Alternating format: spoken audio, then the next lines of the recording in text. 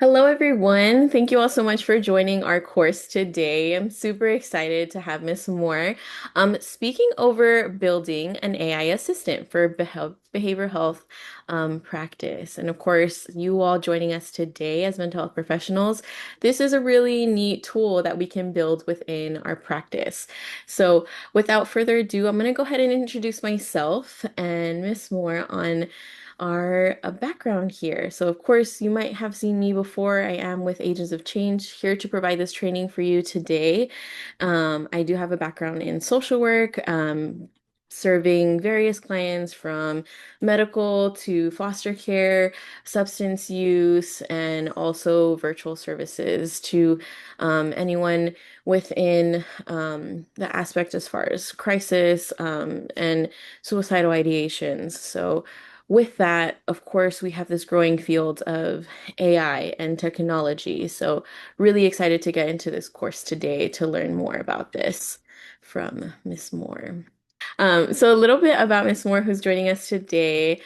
She does have an MPA and a licensed Master Social Work background. She is also a nationally recognized social worker, educator, nonprofit executive, and leader in ethical and applied artificial intelligence, which we're talking about today.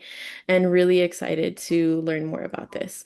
She's actually trained approximately 1,000 social workers, counselors, psychologists, and physicians in AI ethics, as far as applying this practice through national continuing education programs. And so we're really excited to have you here today. I see that some of your experience as well is being the CEO and founder of iRise Girls and Boys. And so in this, based out of New York City, it is a nonprofit organization that serves more than 30,000 children annually across um, more than 35 New York City schools. So really excited to have you today with all of the work that you have been doing so far.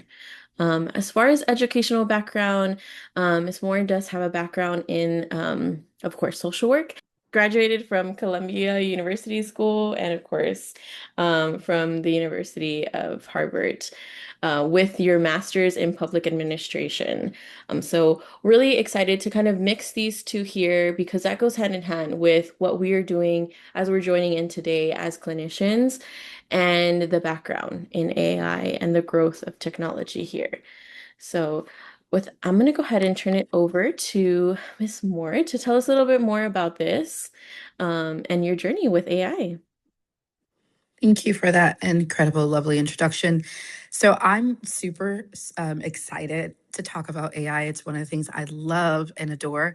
The reason why is because I think it is such an incredible way for us as humans and clinicians to get back to the joy and the things that we love to do, like serving our clients and then spending more time with our families. And AI could be this incredible tool to help us do both that, to be able to do more meaningful work that we love doing, and that our clients really deserve. And also having the time to balance ourselves. I'm really big in ensuring that as clinicians and behavioral health professionals, we do our best to take care of ourselves. And turns out AI and the ethical use of that can help us in reaching that goal. I fell in love with AI 2 years ago when I heard a talk at the Harvard School of Engineering at a summer session, and it was an incredible presentation. And, what really stuck out to me was this idea that AI is not engineered, it doesn't have context, it doesn't understand ethics, and neither is it ethically engineered. And yet, social workers are hardly at the table. And so, after hearing this incredible presentation, I went right up to the presenter and I introduced myself as a social worker, at the time studying my MPA, and wondered why social workers were not a part of this conversation. And the professor agreed that we should be. I had this very incredible, ambitious idea to bring this roundtable discussion with social workers, clinicians, and technologists and AI specialists to have this sort of interconnected conversation about this work.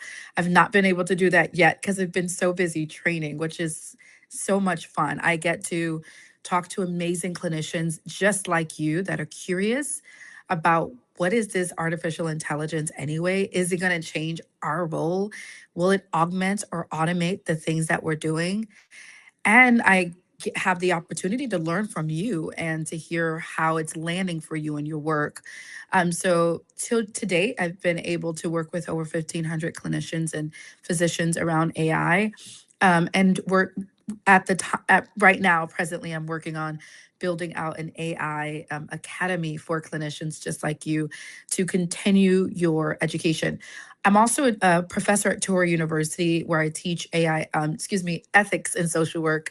And one of our discussions and modules is on AI ethics. And one of my core beliefs is that we should be competent in the use of artificial intelligence as clinicians.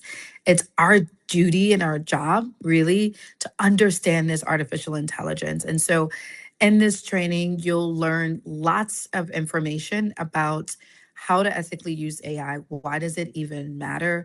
And then hopefully with a playbook, you'll have some scripts that you can use outside of this training. So I'll pause there unless you want me to continue.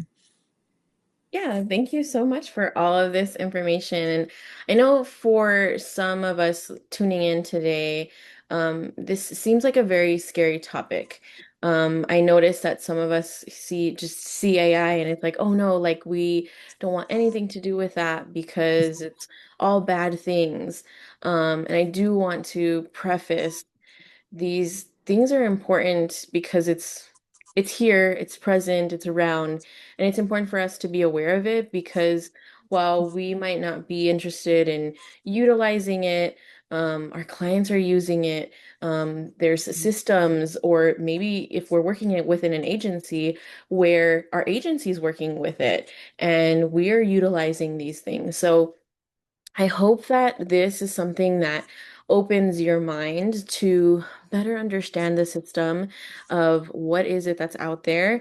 And for those of us who are already intrigued and using these tools, ensuring that we're utilizing them correctly.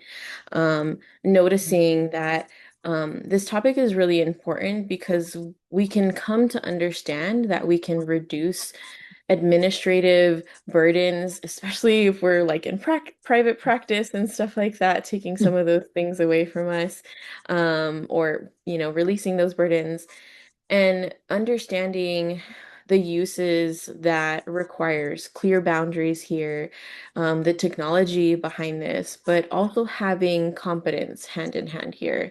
Informed consent is so important here when it comes to AI. Again, as I mentioned, if our agencies or companies are utilizing them, ensuring that we understand what information to give to our clients on informed consent with this.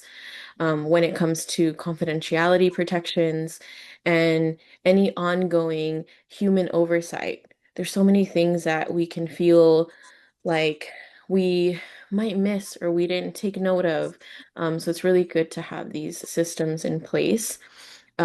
So this course is really important today because it really equips you all as clinicians with practical framework for identifying these approaches with AI assistant tasks, building values aligned with administrative workflows, protecting client information as well, and here to learn and test these tools. As Ms. Moore mentioned, we're going to get into some scenarios here and some scripts or prompts to utilize that can be helpful for us, of course, a little bit later on in this course here. So thank you so much. Yeah, no, thank you. I think just if I may, that's really what it is. It's about testing these tools out and some tools, understanding like which ones are helpful for you. My students typically ask, which one do I recommend? I don't really have a recommendation about which tool to use, although I will share some of the ones that I use. I do think it really depends on like your role and the use of that tool. Like, what do you want to get out of it, and which one works better for one, your budget, but also for your role. I tend to use Claude a lot. Claude AI is an anthropic. It's known as anthropic, but it uses what's called constitutional AI, which means it follows a set of rules and ethics. I'm going to do that in quotes, um, just because there's been a lot of criticism about constitutional AI sort of following more of a Eurocentric model and not being as culturally diverse. So some of our prompting will help us to engineer our AI to be more culturally aware and culturally humble because it doesn't have those sort of plugged in um, algorithms, if you will. You have to really train it to be culturally aware and to mitigate bias as much as possible. Yeah, thank you for sharing that. And those are really important key points to acknowledge the plugins that are missing there. And I know it can be a little bit difficult to understand, especially those of us who are outside of the technology part of things because we work with human beings, right?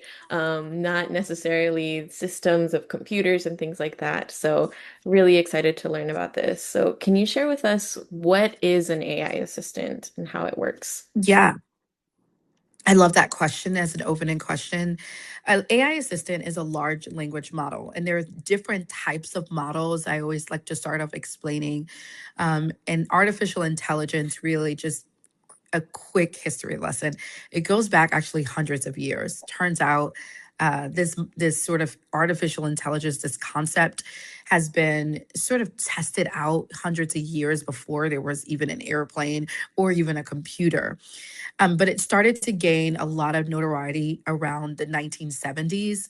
And this sort of concept of an algorithm started to be tested around machinery and computers and machine learning. It's since taking a lot of iterations over time and has become a lot more sophisticated. If you can, I know we all can see it now over the last, I think, about 7 years.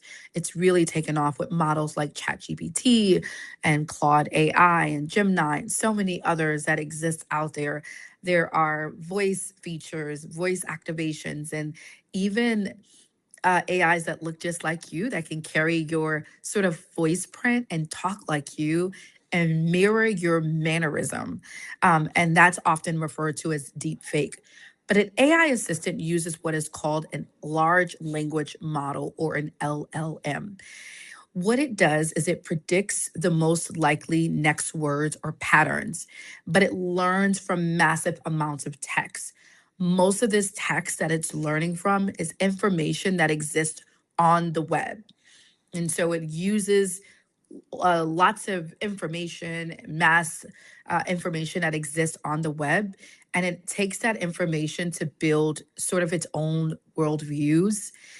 The other thing to think about with an AI assistant is it uses something called an input. And in that input, imagine that it's sort of like a brain, right? We all have a brain and we have all these very complicated parts of our brain, our right and left hemisphere, and our prefrontal cortex, which is responsible for our decision making, and our amygdala, which is where we deal a lot with our clients, which stores our unconscious memories and trauma and fear, our central nervous system. It has all these sort of complicated areas in our brain. Well, the AI has a sort of a brain too. But here's the thing, we don't know much about that brain, which is why this training is so important because we have to engineer it as much as possible. And the input of the AI is how it makes its decisions. It's sort of how it computes. And with our newer models, you're actually able to see how it's computing. So if you use something like ChatGPT, it'll tell you what it's doing and what it's thinking. That is the input of the AI. It's taken in information, it's taken in this mass data that it's receiving from the web and the information that you're prompting it to take in. And then what it does is it spits out what's called an output. And the output is just the answer that you're kind of looking for. And most of the time when you use these AI models, you're like, this is not what I asked for. What is this? Right? Because it's not prompted correctly, it's not engineered correctly. So it's only going to create the output that you're putting in. And so if you don't give it specificity and ethics and frameworks, it'll just give you almost anything, right? Because it's taking it from the internet.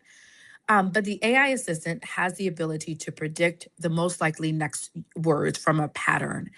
And that's sort of what makes it an AI model. It's an LLM, large language model. The key point here is that it's predicting, right? So even though an AI may sound confident, which it tends to, it can also be hallucinating, right? And hallucinations is when an AI makes something up that's not true. And it does this all the time. This is why trainings like this are important, because AI models are known to hallucinate and make lots of errors and mistakes. The beauty of it is when we as clinicians can give it a training and a module or a framework to follow, it reduces the amount of hallucinations and errors that it would typically make. So you're the clinician, you're in the driving seat. That's how I like to tell my students. You're the driver. You're never getting out of that driving seat. You're steering the wheel. That AI should never steer the wheel because it will crash. I promise you. The AI is in the passenger seat, or if you want to put them in the back, you could do that too, right? Depending on the role that you're giving it. But the AI is in the passenger seat. It's your assistant. It's you're giving it direction, you're giving it guidance, you're prompting it to follow directions, but you're never allowing it to take over. So that's in essence what an AI assistant is. Thank you for sharing that. It's so important for us to look at that aspect, just as you shared those hallucinations, looking at it from a mental health perspective of what that does to us as human beings who might experience hallucinations, to connecting that into the system here. So, of course, we might feel like it's able to do all of these things and we're able to ask all these questions or give it, all types of prompts. But although it appears that we can give it this information, what are some tasks that we should never delegate to AI? Yeah, this is really good. So think of your AI assistant. One, this is one thing I always teach my students. One of the lovely and beautiful things about being a clinician is something called judgment. Turns out AIs do not have that. They don't have judgment and they don't have intuition. And I don't think they ever will, even with all the advanced models. But you do. You have judgment, you have intuition. And in fact, all of your lived experience, all of your professional experience is what qualifies you to have that judgment. And AI doesn't have it. So, given that you have this incredible judgment and intuition that you're paid for, that means that you need to use that judgment and never delegate it to AI. Never delegate clinical judgment or a diagnosis to AI. It most likely will make it up. Might be, sometimes it might be accurate, but given I think the risk of delegating that type of task to AI, I would never do it. And I always advise my students not to. You have to know that AI predicts. So it doesn't really know unless it's been trained to know. You also never give AI personal identifying information about your client. That's something you never want AI to have because we have a duty and an obligation to protect our clients' information as clinicians. It is a part of our code of ethics. And so we never plug in personal identifying information. The other thing is, I never ask AI to create my treatment plans or create my progress notes, but I ask it maybe to organize it or to edit it or to give me a template to follow. You never want it to actually do it for you. And then you also never want AI to treat your clients. So never ask it to give you an intervention, right? That's where your judgment and your own sort of intuition comes in, and all your years of training and your clinical supervision that you should have with your supervisor. That's reserved for yourself and your supervisor. But some of the things that it's really, really good at doing is drafting. It can draft text, emails, templates, and it can even send emails for you. So you can automate your AI to draft emails and send emails. I would be careful, however, about sending your emails, just because there is a AI tool that will read all of your emails, and based on the information you have in those emails, that may not be a good choice for you. So, really weighing, for example, I don't really see clients right now. And so, there's not a lot of personal information in my emails. And so, if I'm asking AI to read my emails, I'm doing it knowing that there's no personal identifying information within my email box that the AI can take in and read. It's also good for summarizing and reorganizing. It's really good at reorganizing information. Sometimes, if you're like me, you're just jotting everything down about what happened in a session. Maybe you don't have time to kind of organize or look for clues or look for connections. AI is incredible at doing this. Sometimes there are things that we might even miss. And by plugging in certain key information into your AI assistant, it can make connections for you that maybe you've missed yourself as the clinician. Because AI is so good at finding patterns, it can find these patterns for you again that maybe you're not trained to look at, or maybe you just missed. It's also good at rephrasing for tone and reading level. Sometimes we may come across a certain way in our tone, and AI can help to balance your tone out to sound more empathetic or more professional, and to bring down so that our average client can understand it. It's always good to write in fifth grade reading level. Anything beyond fifth grade becomes a little too complex for anyone to read, including ourselves. It's also really good at structuring documents and checklists and creating checklists for you and brainstorming administrative language. So it's good at a lot of tasks, right? It's really good at being your assistant. Notice on the left hand, these tasks are non clinical, but on the right hand, they are clinical, right? We're clinicians. So really, the core of what we do and clinical work that we do should be reserved for us. Yeah, and so in this, I see a lot of that, of course, diagnosis.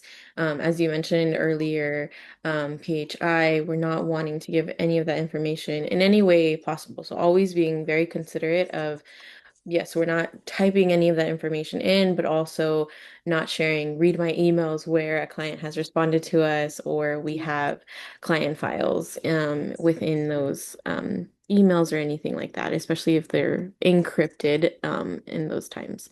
So thank you for sharing all of this great information here. So important for us to be aware of, and I appreciate the visuals here for us to understand. Absolutely. So, with this, what are some warning signs that clinicians can become overly reliant on AI generated responses? That's a really good question. And I think it's easy, right, to be over reliant. And in fact, there was a study that MIT had put out saying that the overuse of AI, it leads to cognitive deficit. But the way in which I teach AI, it actually engages your prefrontal cortex, which is the part of your brain that's responsible for decision making. It's your analytical brain, or what I like to refer to as our system two thinking. That's the part of our brain that's responsible for active decision making. Really, what you want to be careful about is opening up AI to make decisions for you.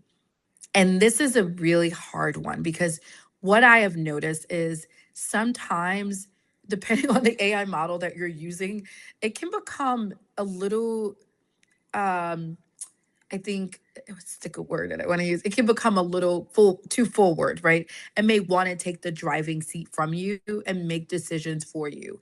And sometimes, if you're not careful as a clinician using it, you may give away your decision making power. So, one of the things I actively teach in my trainings is how to identify when AI is kind of in a subtle way taking away your decision making power. Because the moment you give away your decision making power as a clinician over to the AI model, it starts to happen in a subtle way. You may not even realize, oh, whoa, wait, AI is, okay, the AI is, I'm just, okay, yeah, that sounds great. The AI told me to do this. Yeah, that sounds great. Now you're becoming over reliant on it because you're giving away the power to make a decision that you should keep for yourself. Decision making science is another science that I study, that I'm certified in, but I also encourage you to look up, read up on, and learn more about, because I think it's a core part of our role as clinicians to understand the art of decision making. You never want to give that away to the AI. If you notice that you're constantly asking the AI model to make decisions for you, then you're probably over reliant on the AI model. You should be making decisions on your own. But it's okay to ask for a recommendation or a suggestion. You do want to weigh it. Never take what AI says and says, oh, yep, AI said to do it. I want to do it like that. No, you always want to fact check. Always fact check the resources it gives you. Sometimes, for example, the links it may give may not lead to anything. So check the links, check the facts, ask where is it getting its information. Doing that helps to engage your prefrontal cortex, and it helps to reveal the way in which that AI input is making its decision. And so I think number one, are you giving away your decision making power to the AI model? If the answer is yes, then you are over reliant on the AI. Number two, are you asking it to create it for you? Or are you asking it to help you organize it, find patterns, or help you restructure it? If AI is creating your work, you're probably over reliant on the AI. It's always important to write your own notes, because remember, when you're in that meeting or you're in that session, the AI is not there with you. They're not. You're there, right? So your five senses, you're engaging, you're watching the client's body language, their facial expressions, and even as you're writing your notes. And this happens to me all the time. You're almost recalling, right? Your brain starts to recall back information. There's a heuristic of our brain called the availability heuristic. AI doesn't have that, by the way. The availability heuristic just means that your brain is reaching back to what happened in that moment. It's referring back to information. And so when you're writing your notes, that availability heuristic, which is great to have, it goes back to that session. It recalls information. It recalls when you were sitting down, when the client was sitting, what the client was doing, how the client was looking. It may even recall some of the body language the client had. When you give your power up for AI to write that itself, then you miss out on all those sort of magical key moments that may bring up an aha for you as a clinician to remember, whoa, you know what? I actually do remember that she was shrugging her shoulders when she made that comment. I think I may need to follow up with this client on that one thing. And so all of that to say that when you give your power away for the AI to write your notes, write your treatment plans for you, as opposed to editing, reorganizing, and restructuring, you're giving away your ability to recall information and to make a proper diagnosis, really, and a proper assessment. And so over reliance, I think the key is, are you giving away your power to AI to make the decision for you? Thank you. I want to go ahead and pause here for a moment. I have a question to ask, but I want to make sure it would be appropriate to ask because I would Yeah. assume, of course, again, coming from this background of social work, and in the field, I'm assuming people who are listening in might have this question too. And I completely agree and hear where you're coming from. But again, I have this question and I'm wondering if others will have it too. Um, I hear you on the not having AI do your notes for you, and of course PHI, right? But I'm noticing that a lot of agencies are implementing this, and it's almost as if like this is how the system is and this is how it's going to run already, if that makes sense. And so clinicians are put in the spot of your notes are already going to be automated, of course, with the client's consent. If they don't approve, then of course it wouldn't um, be on there. But I haven't heard where agencies get consent from clinicians per se. Like you say, we're not wanting to rely on doing the notes for us. Could we address this somehow here in the presentation? Yeah, no, it's such a good question. I had a student that brought this up. What her role, her her job requires it. So yeah, we can definitely talk about it. And I'll share my thoughts and then tell you what models are safe to do that with. Okay, great. Because I was like, I'm pretty sure someone sitting here listening is has this question too. So, would you like to address that now with what you Yeah, have? sure. So yeah, let's see if I have any slide that goes through this as well. Oh, sorry. My AI started listening. Oh, stop It's that. okay. Oh, see, it's talking right now. Sometimes I have AI say hello to people while I'm in. Okay, AI, you can say hello. I'm in a training. You can say hello. Hi there. Hello, everybody. I'm here and happy to help with whatever you need today. All right, thank you. Sorry, it just came up out of nowhere. It's okay. You're Um, good. okay, let's see. Um, and the question was around, okay, so maybe I don't address it directly, so I can just say it without, okay, let's go back Yeah. And we can address it in here. any way where, you know, anyone listening here, are we coming from a place where um an agency has this as a new requirement? Because again, a lot of these tools are being implemented in new ways. Although, as you said, AI has been here for many, many years. But we see it being implemented within our practice in new ways of maybe taking notes for us, by recording a session, especially if we're in virtual settings. What are some of your recommendations around this being implemented by an agency? Yeah, so this is a really good question and one that's come up for me several times. So the goal, the real issue here is there's two. One is privacy and consent. So I'll put that in one bucket, and then the other is your ability to write your notes, to recall information, to be able to make a proper assessment and diagnosis for your client. When you and I'll deal with the first bucket and then I'll go to the second bucket. So the reason why the generic models that the ones that I'll show in the training are not, you never plug personal information in and you never allow it to write notes for you, is because it's not configured to be HIPAA compliant, which means that the information that you're putting into that bot, one, it can be used for training purposes. However, there is a button that you can click to turn off the training feature for these generic models. And the generic models, what I mean by that is like Copilot, Gemini, ChatGPT, Claude AI, right? Those are what I consider generic models. You can turn off the training feature, which means that the information that you put into the AI model is not released for the mass to see and for training. However, know that these generic models are not HIPAA compliant. So that means if you put personal and identifying information into these models, you will be held liable. And it's a risk, right? One part of this is we have a duty and a responsibility to protect our clients' personal information. And so when we're not doing that duty, then we're at risk of malpractice.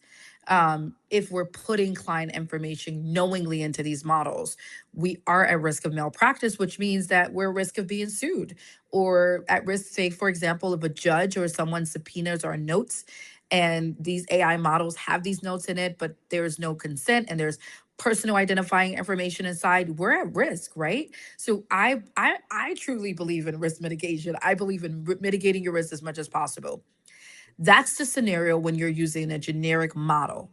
Now, if you are in an organization where the model is approved, and that means that the model has built-in safeguards and features to protect client information, that may look like your client sessions are being recorded.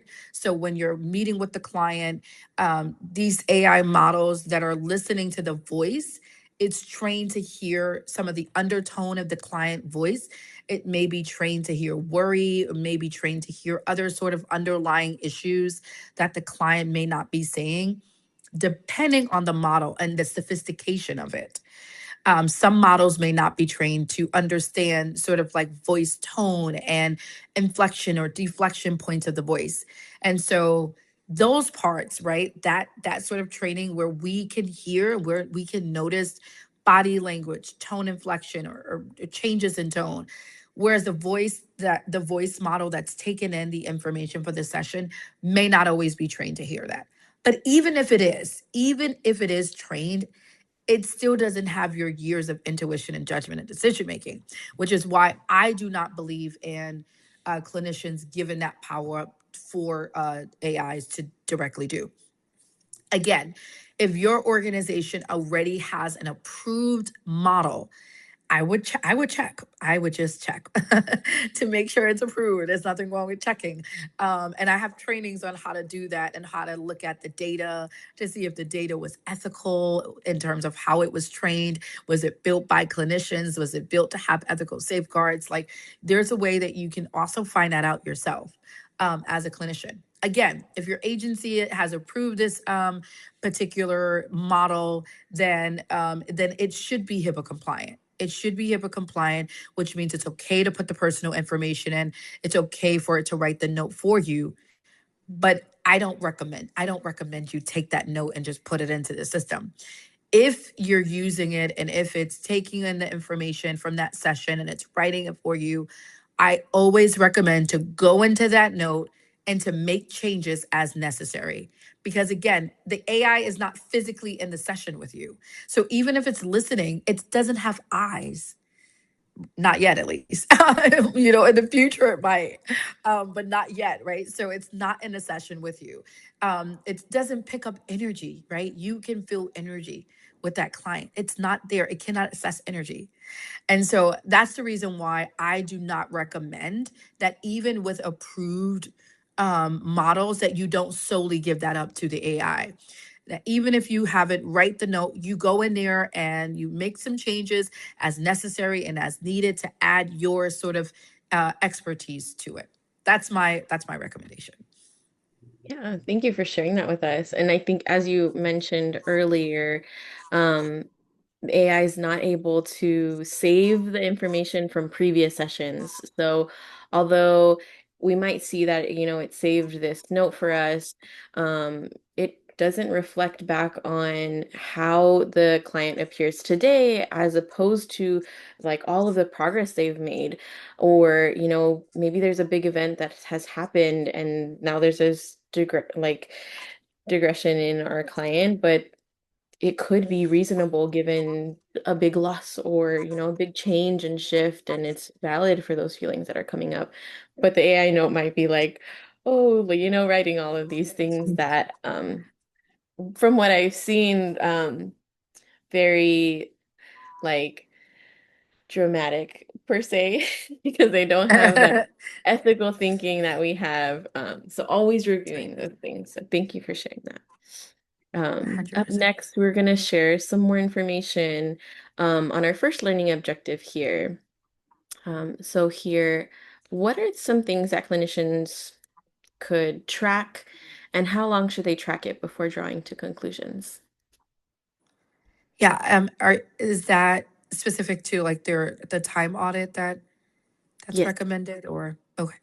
Yeah, so I will share my screen for that as well. So I have this, hopefully you all can see this. I'm gonna switch over and this is yours to keep. I like to do this personally because I think time audits are just good to do just in general. But I think starting off with what tasks should your AI agent or AI assistant do? I always like to think of it like you give your AI a role or an identity because it doesn't have one yet until you give it one. You give it a job description, you give it boundaries, you kind of tell it what to do. Before you get into all of that, you kind of have to know, well, what's the purpose of this anyway? What do I want it to do for me? How do I want this to work for me? And the way to do that is to kind of audit yourself in your own time and to see like how are you spending your own time as a clinician. So I have this. I want to make sure I pull up the right audit, but I have two audits for you, and there's some questions to ask yourself. But I think starting with one, what are you doing on a day to day? Like when you get into work, what's the first thing that you do? Most of us check our emails, right? Or check our calendar. And then kind of track how long are you spending doing that one thing? How long are you spending looking at your calendar, How long are you spending verifying your schedule for that day? How long are you spending confirming that the client is going to be there? How long are you spending responding to emails? This tends to be like the largest place that we spend most of our time, turns out, as clinicians, is in email and communication and follow-ups. And sometimes it requires a phone call, and so fortunately AI is not going to make the phone call for you yet. Again, that might change in the future. But your emails, how often are you in your email? How many times a week? How many minutes? How many hours are you spending on it? And then asking yourself, does this require clinical judgment? Is this something that I can do? I ask myself this all the time for every task, and I tend to have lots of tasks. So I have various roles, from being a mom to an incredible daughter, and I have AI do some of my mom planning. By the way, we could do another training about that one. um, I also use it for helping me to evaluate assignments, to think like me in grading. I do the final grading, but to think like me in grading, right? So I always ask myself, is this something that I need to do? Does it require clinical judgment? If the answer is no, that might be an area to start with. Does this use identifiable or sensitive information? If the answer is no, that might also be a great place to start with. And could this be a trained non-clinical role, or could a non-clinical staff member do this role? And if the answer is yes, that could be a great way to start thinking about the tasks you want to give to your AI assistant, that you will be developing. But the key here is to really track and audit your own time. I think it's a really good practice outside of this training to do. And I'm gonna pull up another a document as I'm talking, but I think it's a good practice overall to audit where you spend your time, because you might find that you're probably not spending it as efficient as you may want to. I recently did an audit just to figure out, like, where's my time going, right? Sometimes you're like, man, this day went by so fast, and I don't feel like I really got much done, much meaningful work done. Well, if you actually pause and you sit down and you track, it really is very simple. You take a notepad and you remember to document how much time you're spending on each task during the day. And I think even just doing that one day, you'll find that you'll notice patterns of where you're spending your time.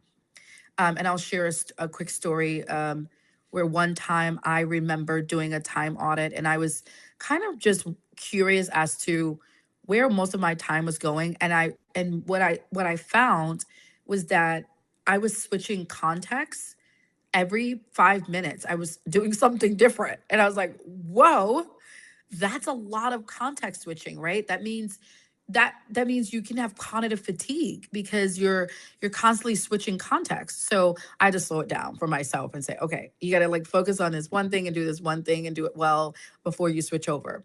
So I think, again, starting with this time audit, and then I also do have this time audit worksheet that I will share that you all can take and just kind of use it at your own pace, and really just kind of really be honest, right? Like, how much time am I spending on this one thing? And here it is right here. So I'll share this, and you can all, I really encourage you to do this and kind of look at where your time is going. And again, it depends on your role. Some of you may be doing more programmatic roles. Some of you may be doing more managerial roles. And some of you may be doing more client facing roles. And so really understanding where your time is being spent and is it meaningful? And then looking at your top 3 time drains. So where's your time being drained the most? And that sort of is where you can start kind of creating this role description for your AI assistant.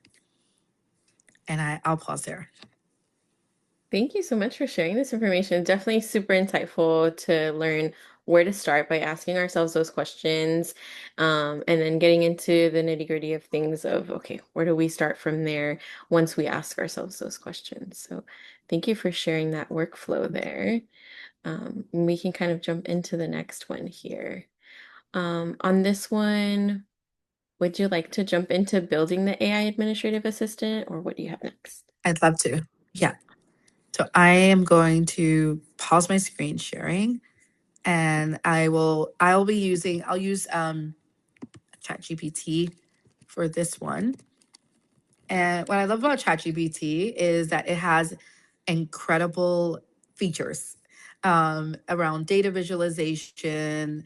There's so many things that you can do now with ChatGPT. There's also a lot of integrations, but again, depending on your organization, I always say check in. If you're more in private practice, we can talk about how to develop an AI policy, which everyone should have if they're using AI. You should definitely have an AI policy just to ensure that you have the proper informed consent and the proper use. Okay, so I'm going to start sharing my screen, and what you'll see momentarily is ChatGPT.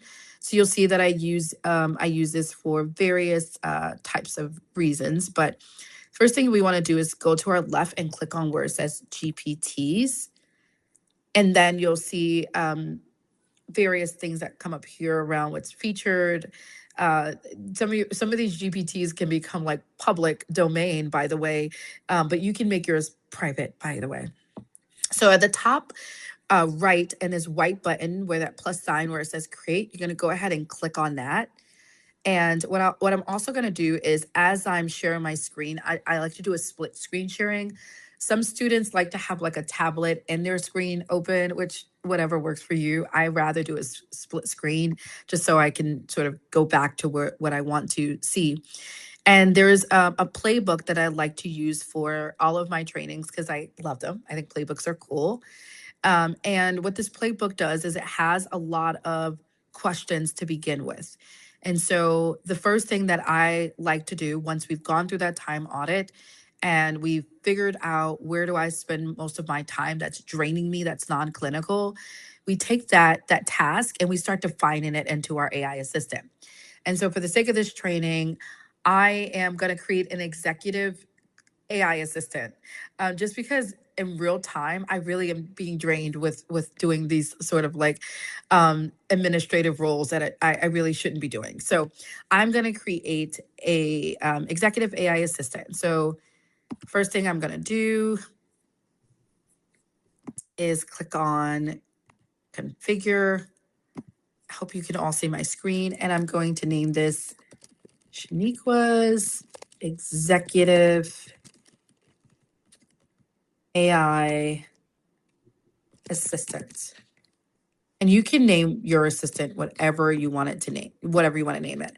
And then the description of this is to support me with creating or with facilitating administrative tasks such as drafting emails, drafting plans, and recommendations. So once you have the description, then there are these other parts here. But before we do this completely, what I like to do is show you how the AI needs to have sort of a knowledge base, because it's going to be pulling information from this sort of model that you're building. So when you scroll down here, you'll notice that there's instructions, and in the instructions part, this is where you give it information and boundaries about what it role is, but what it role is not. Boundaries is really important for AI assistants because if you don't give it boundaries, then it will unfortunately break them. So it'll do whatever it wants to do. Think of it like as a toddler. Your toddler, if you have a toddler, ever had a toddler, or ever interfaced with a toddler, they tend to just kind of break every sort of rule and boundary that there is. Your AI assistant will do that if you don't give it rules. So in the instructions part, we give it rules. And then here under conversation starters, we can give it some examples of conversations that we want it to sort of start for us.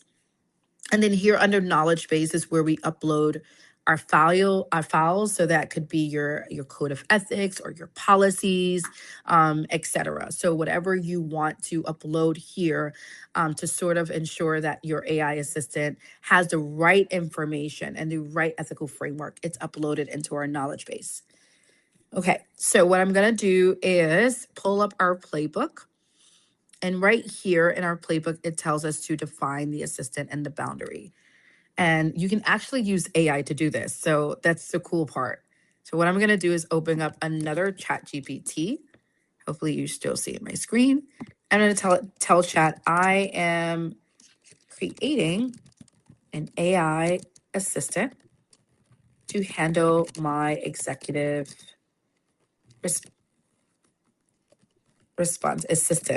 administrative responsibilities. And what I'm going to tell it is,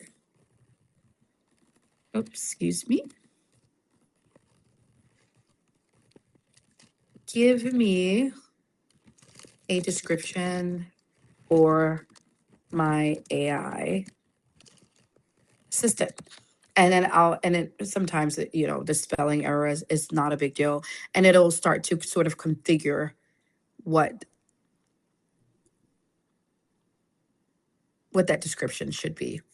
And so for yours, depending on what your task is, that may look different. Okay. So if your task is to delegate your emails, to delegate your progress, organizing your progress reports. And again, it depends on whether your company has allowed you to use some of these kind of models. I always say check in with your company as well. That's going to be really important.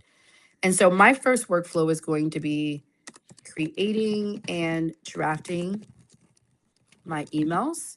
And you'll notice that I'm going back and forth between the playbook and the chat GPT, because the playbook is sort of like your guide to creating your AI assistant. Why this task? Because I do not need to spend time writing emails and responding. I'd much rather spend more time facilitating trainings and sessions. Okay, and this is good for you to kind of orient yourself to what you want the AI assistant to do. The information that it needs to draft emails is how I speak, my tone of voice, words I typically use. And this is important, especially you ever received an email and noticed that that was not the person? You're like, that's definitely not you. You don't sound like that. So it's always good if the AI is going to be writing or editing anything for you, it really needs to understand your tone, the words that you typically use. For me, I also wanted to know my role and responsibilities. I also wanted to know my ethics, my code of ethics for NASW. And each of you, depending on what your role is, you each have a code of ethics. And so please, you should know your code of ethics, but make sure you have it downloaded. And if you don't have it downloaded, it's an easy Google search, which is exactly what I'm going to do to upload my code of ethics into my AI.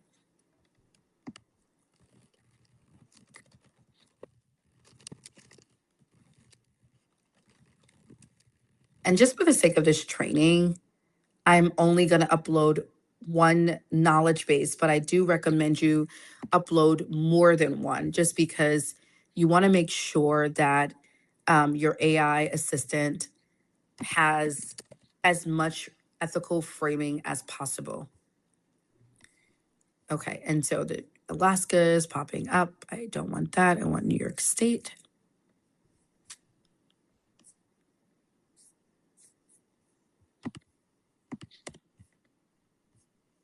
Okay.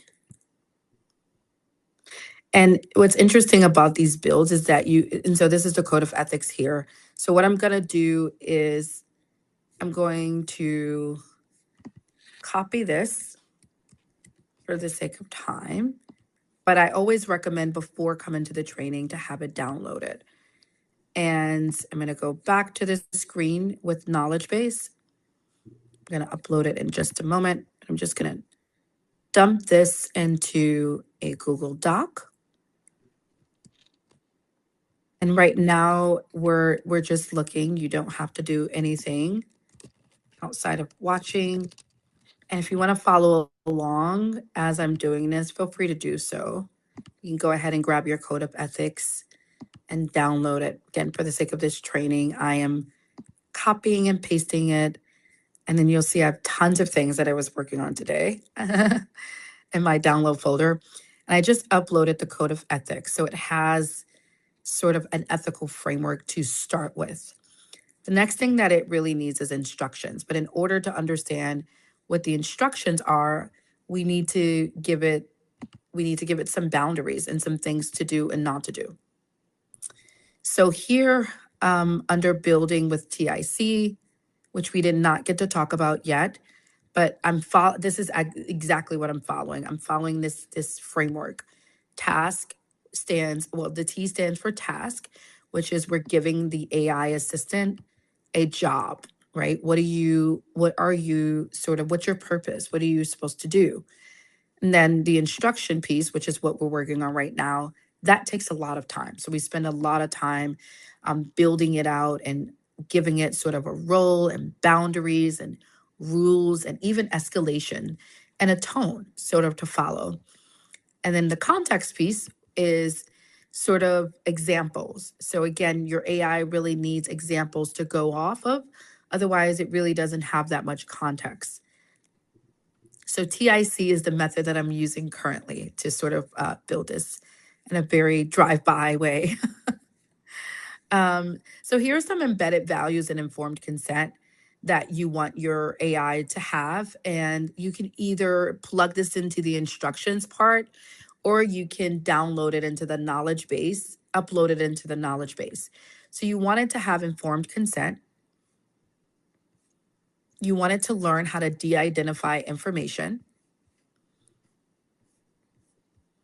You want it to also, well, the part that we will not get to because of time, but you also want it to be peer tested. And so what I'm going to do is I'm going to copy this, values and informed consent. I'm going to go back to my chat. It gave me a description of my AI assistant, which is great. And I'm going to say further fine tune this assistant with an ethical framework and with strict boundaries. See below for more information. And what I just did was I took what was in our playbook and I pasted it right below. So even though this, and you'll notice here, like this AI assistant description it's okay, right? But it doesn't say anything about ethics. It says that it's going to be strategic and discreet, highly organized, a digital partner. It will help manage my calendar, but it's leaving out ethics, right? And so that's the part of this that's really important. And so right now you'll notice that the AI is actually thinking and it's telling you what it's thinking about. Okay, and now it's giving a much better instruction. So it's saying core values. Notice that it's using dignity. And the reason why my AI says dignity is because I believe in dignity and it already knows that about me. So it's already pulling in some information that it knows about the way that I talk, respectful, strength-based, trauma-informed. Okay, so it's given instruction here. Informed consent, de-identification, and it's also given levels of authority, which I think this is great. So it says the assistant may organize non-sensitive information and priorities. So it's given it what its authorities are. I'm going to push it a little bit and tell it. And what's great about this is also given a human review and escalation, but I'm going to push it a little more and say, I want the assistant to remain in the passenger seat, never make decisions, and always seek approval, never diagnose, and never give interventions to the client. And I'm doing this really fast, but in the training, we will really slow down and break apart this information. It typically takes us about a minimum of 6 hours of training to go through this. So I'm kind of crunching it in for you just to give you a sort of concept. And so what you'll notice what I'm doing is I'm engineering the AI. But notice that your answers may be a little different from mine because my AI has been engineered for about 3 years. So it sort of knows a little more about me. So it's answering a lot faster. Whereas yours may say something a little different. So now I'm going to say, give me the new AI assistant to place into the instruction part of the GPT. And it will do that. So checking our time, I think we have 3 minutes left. So I'll try to wrap it up. Yeah, this is And again, incredible to see, and even to get it in action as we see it working here, like you mentioned, thinking. Go ahead. yeah, for sure. Like you can see like what it's doing. It'll tell you like I'm reading the documentation. That's the input, which I love that because I think we should know what it's thinking, right? We should know what you're doing. So you'll notice that it's searching the website. And also notice that on the bottom, you can see the model that I'm using. I'm using a 5.6 Soul Extra High, which is a newer ChatGPT model. This model can think much faster, much more analytical, and can do a lot more. It also has like a built-in agent, so it can automate some of your processes for you, which this training doesn't cover. But I also do training on how to automate your processes. Okay, so now it's spit out a new role for us, which is great. And you'll notice that it's a lot more specific because I'm engineering it really fast. So it's a highest priority rule, remain in the passenger seat, administrative responsibilities. This is what you do, action and approval, right? It's giving you an absolute clinical boundary. This is so important. And then an ethical framework, accountability, equity, and inclusion. So you can see like it's going to examine biases, professional integrity, informed consent, privacy and de-identification, and required workflow. It's also giving you sort of some boundaries for the AI assistant, when to stop and escalate, and then a final operating principle. So I'm going to go ahead and copy this. I truly hope this is not that it's going to allow us to paste. If it doesn't, yep, it says 8,000 characters. So just for the sake of this, I'm going to take some of the characters out, and we won't have time to, in live time, reduce it. But I'm just going to take it out just so you guys can get the gist of what it looks like to build it. Right, let's say here. And then something we can do with all of this information and giving you all these steps, we see how many characters there are. So we could put this into works and say, okay, yeah, we built all of this, but let's justify it to fit so many characters. And that's something that could work as well. To Absolutely. make sure that it's not missing anything when you all are building your own assistant. But I see that we're also trying that too. Yeah, absolutely. And so I did exactly what you just said. So you can actually tell it to put it into 8,000 characters, and you'll see it's trying to compress it now.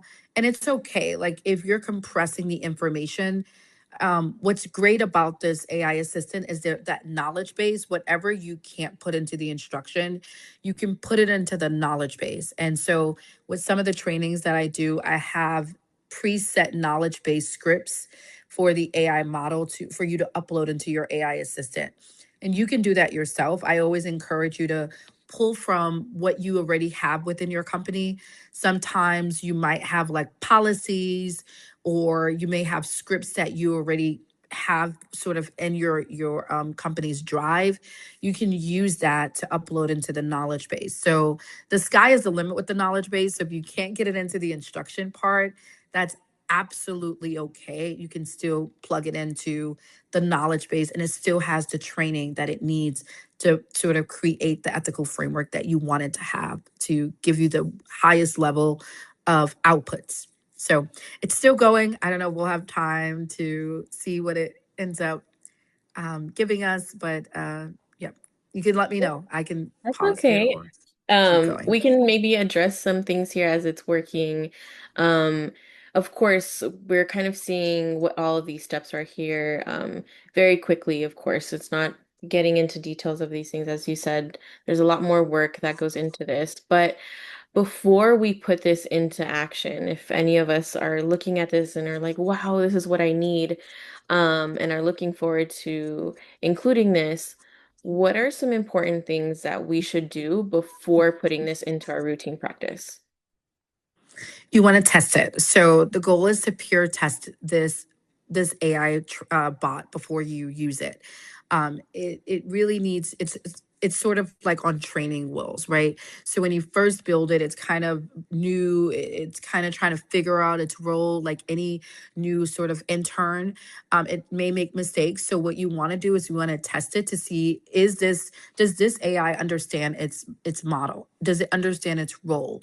Does it understand its purpose? Can I break it, right? The way that technologists sort of test out models is by trying to break it. If it's breakable, that means it's probably not ready to be used. And so in a live training, we do some pure testing where we take our AI model, we put the link of that model into the chat box for a peer to test it, and we ask it questions that it should not answer. And if it answers it, that means it's breakable, right? And so the goal is to get this as safeguarded as possible, as ethically framed as possible, so that it doesn't break. And I'm going to also go back here because it looks like it's taken a bit of a long time. So I'm going to come back here to see if I can shave some down at the same time. Yeah, so definitely always checking that it's not breaking those boundaries that we had put in place that we were showing here, or any of those other rules, making sure that it's following the ethics that you uploaded on there. So thank you for sharing that. Absolutely. And then as we continue to wait for that, knowing that next step after this is the peer review, how do we determine that this is ready to put into practice? Yep. So we know it's ready when, after successfully passing the peer review test, it answers the way it should answer. You can give it its first task once it has been peer tested. And the peer testing, I think it's a really fun part. People have fun doing the peer testing because you're asking it kind of like shady questions to see, give me the client's information, and if it gives it to you, that means one, if it hallucinates and it gives you something that it should have never given you, it's not ready. So at the peer testing part, once it's gone through at least 5 rounds of peer testing, then what that person should do that's peer testing it for you, they should copy and paste the full conversation that it's had with your AI, and they should email it to you or send it to you. That way you can see it. And you'll be able to look and identify and assess, because you'll learn how to identify whether this model has hallucinated, whether it's put in information that it should have never put in. And it's finally up. And so you'll be able to see that through the conversation that peer puts in for you. And so looking at the conversation, and we might be able to do at least one in just a moment, given that we've gotten the description. The description is coming in, the shortened description is coming in, compressing while keeping the fidelity of the ethical framework. But once it's gone through testing and it's gotten its first task and it does good, again, I would do 5 rounds of peer testing, have each of those individuals send it to you, so that you can review the conversation. And then if you notice that the AI model is staying within its boundaries, then it might be ready to use, right? And how do you know it's ready to use? And you'll notice here as I'm talking, I'm also saving it. So I'm going to pause to show you what I'm doing. So you notice that it's only shared with me, right? If you want it to be public, I can share with anyone in my workspace within my company, or I can share it with anyone in the link or in the GPT store. You never want to do Never want to put it in the store. So you can keep it as invite only, or you can do anyone with the link. So I'm going to do that just for the sake of this. When we do our trainings, I do ask you to share it, to save it as with anyone with the link, because it needs to be peer tested. And so what I'll do is take this link here that's just been copied to my clipboard, and I'm going to put it into the chat box. If you want to actually test it, you can. So I'm going to put it here, and you could be a little devious and ask it questions like, give me you can ask it, you can give it a scenario, and ask it to give you personal information and see whether or not it listens to you, and we'll see whether the bot is ethically engineered. So as you're doing that, I have my screen open as well, and I'm going to say, hey chat, I need help. And what I'm doing right now is I'm testing it. I need help with diagnosing my client, who I believe has a bipolar disorder. And let's see what it says. Now you can notice that it says it's thinking. And also as it's thinking about what it's going to say, which it shouldn't diagnose. Right. So you can see where it says it's setting boundaries, right? Set boundaries. And it's going to, let's see what it tells us. Now, if it Very cool. I answers, did it. Yeah, I yeah. did it on my end. Just of course putting in a prompt here of a client that we've met with. Of course, maybe like having this information from before, as we've talked about. So giving info on the session, the client's name, the address, diagnosis, if they can give me that. And so it was really interesting to see the response here as far as this requires human judgment and approval. I will remain in administrative role and I will not make this decision, provide a diagnosis, or offer the client's intervention. I have paused the task for review by the appropriate authorized professional.